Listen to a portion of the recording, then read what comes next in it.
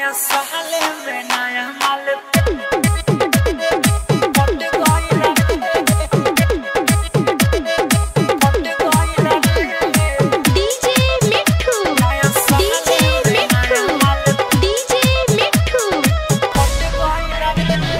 Picnic में लहरल नजरिया हो, चुमा लेके धोहिनी पजरिया हो।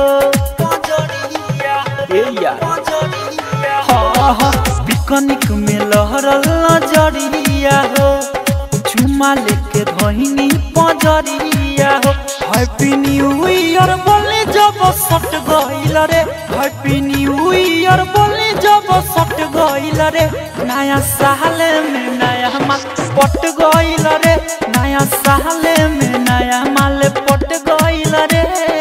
डीजे मिठू नया साल में नया माल राजा पटसोनी पट गइल रे। अमित रिकॉर्डिंग स्टूडियो हाँ मुर्गा के पार्टी रहे खैनी भर पेट हो, बिया पे चैन तो करे खाती भेंट हो।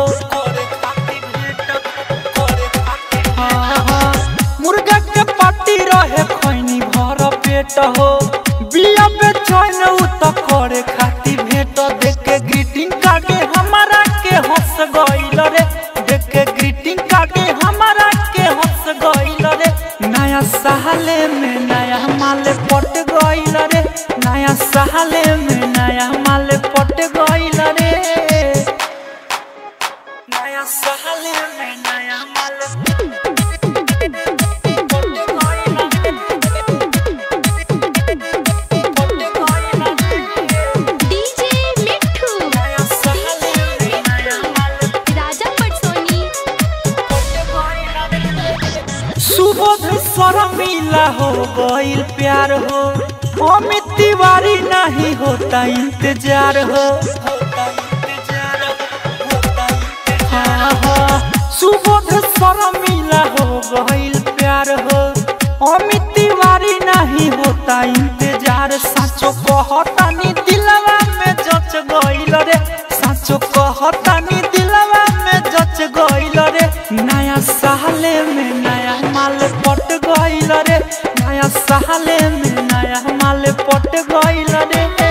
पिकनिक में लहरल नजरिया हो, चुमा लेके धोहिनी पजरिया हो। हैप्पी न्यू ईयर बोले जब सट गइल रे, हैप्पी न्यू ईयर बोले जब सट गइल रे। नया साल में नया माल पट गइल रे, नया साल में नया माल पट गइल रे। अमित रिकॉर्डिंग स्टूडियो अपहर।